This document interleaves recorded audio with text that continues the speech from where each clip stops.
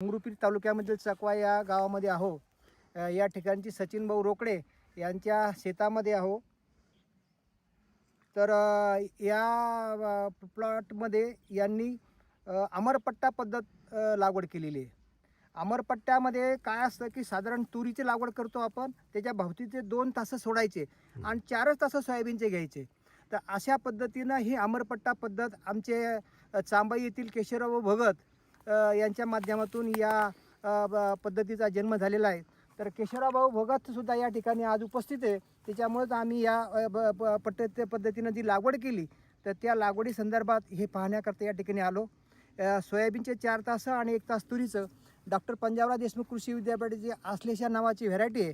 तर या व्हेरायटीचं वैशिष्ट्यसुद्धा खूप सुंदर या ठिकाणी आपल्याला पिकाचा स्टँड दिसतो आहे.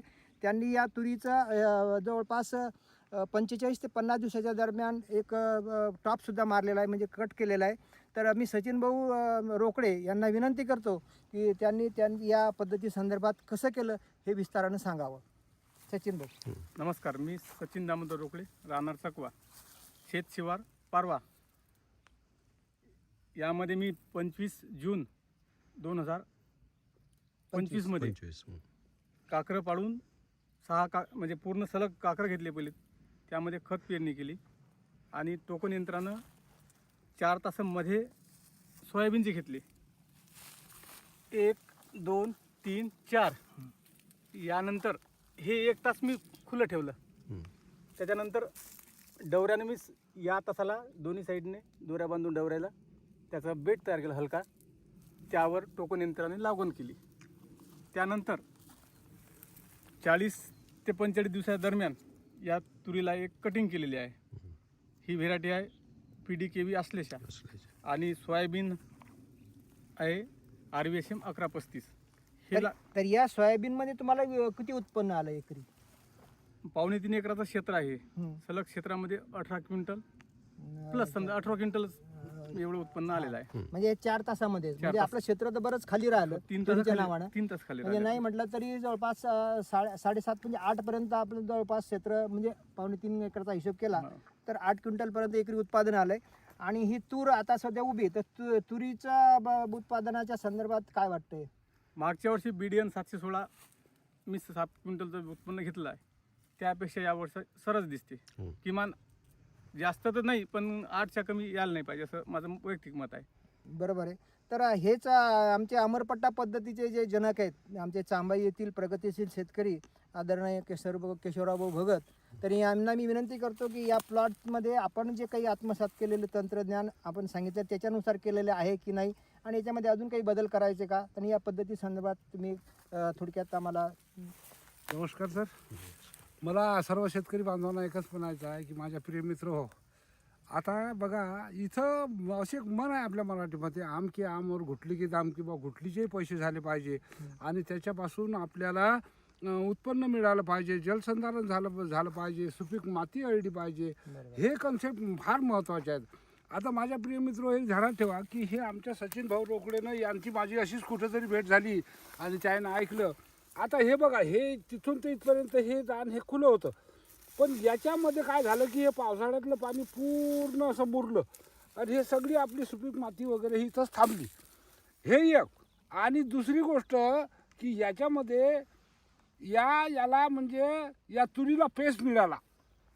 पेस मिळाल्यामुळे काय झालं की तिकडनं जागा मिळाली आणि इकडून जागा मिळाली. एक तास आपण बंद ठेवल्यामुळं, एक तास बंद ठेवल्यामुळे मला म्हणायचं एकच आहे माझ्या प्रिय मित्र, आपण करावं नाही करावं हा आपला प्रश्न आहे. कुठल्याही प्रकारे तुम्हाला सलग सोयाबीन पेरणी एवढं सोयाबीन होते आणि तुरीमध्ये मात्र 1.25 ते 1.5 फरक पडते. आता जरी सचिन भाऊ म्हणत असतील की बा मला 8 ते मला माझा अंदाज असा आहे, आता आम्ही डेमो केलं, यांना एकरी 8-9 क्विंटल 10 क्विंटलपर्यंत तूर व्हायला काही मोठं नवल नाही. त्याची रोपाची संख्या काढली, त्याचा गुणाकार केला, त्याचा भागाकार केला. याप्रमाणे हे असं तुम्हाला जर पटलं तर नक्की शेतकऱ्यांना करावं. उत्पन्नामध्ये कुठलाही फरक पडत नाही.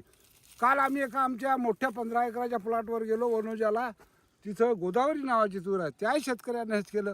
त्यांना 12 ते 15 क्विंटल तूर व्हायला एकरी. कोणाला जर वाटत असेल तर त्याने ते पाहून घ्या. वनोजाला आपले सुनील पाटील राऊत आहेत, त्याचे दिवाणजी किशोर भाऊ राऊत आहेत, यांच्या शेताला आपण अवश्य भेट द्यावा. गोदावरी तूर आहे त्यांची. अशा उत्पन्नामध्ये म्हणजे नक्कीच भर पडेल म्हणजे असं. धन्यवाद किशोरा भाऊ. जे अमरपट्टा पद्धतीचा जो कन्सेप्ट होता गेल्या 15 वर्षापासून आम्ही तो 15 वर्ष राबवते. 15 तर त्याचा प्रचार आणि प्रसार जरी कमी होत असला तरी पण बरेच शेतकऱ्यांनी अंगीकारलं, आणि ज्या शेतकऱ्यांनी एकदा अंगीकारलं तर त्यानं मात्र त्याला कंटिन्यू केलं. याचा अर्थ या पद्धतीपासून शेतकऱ्यांना नक्कीच फायदा झालेला आहे. धन्यवाद. म्हणजे स्पेस मिळाली तर उत्पादन चांगलं उत्पन्न राहील. राहील. सोयाबीनही कमी होत नाही आणि तूर हे बोनस मध्ये राहते. सोयाबीन आमच्या गावामध्ये सरासरी 4, 5, 6चे ॲव्हरेज आहेत. माझ्या 2.5-3 एकराच्या क्षेत्रामध्ये 18 क्विंटल उत्पन्न झालेलं आहे. हे जर 3 तासाचं उत्पन्न जर काढलं, कोणती सलग पेरणी.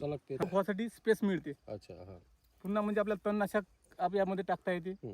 3 फूट जागा असल्यामुळे फांद्याची संख्या जवळपास मला असं वाटतं की अमरपट्टा पद्धतीचा चांगल्या पद्धतीने या ठिकाणी विकसित वापर व्हायला झाला पाहिजे. आणि विकसित व्हावं असं तुमची भावना आहे. हो. तर आज आमच्या या शिवार फेरीमध्ये चांबाई येथील आमचे फुके सर, ते सुद्धा MSc ॲग्री आहेत.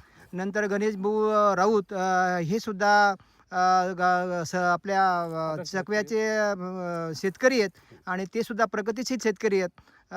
तर आणि केशवराव भगत यांनी सुद्धा या ठिकाणी आज आपल्याला या अमरपट्टा पद्धतीची लागवड पाहणी करून मार्गदर्शन केलं आहे. धन्यवाद.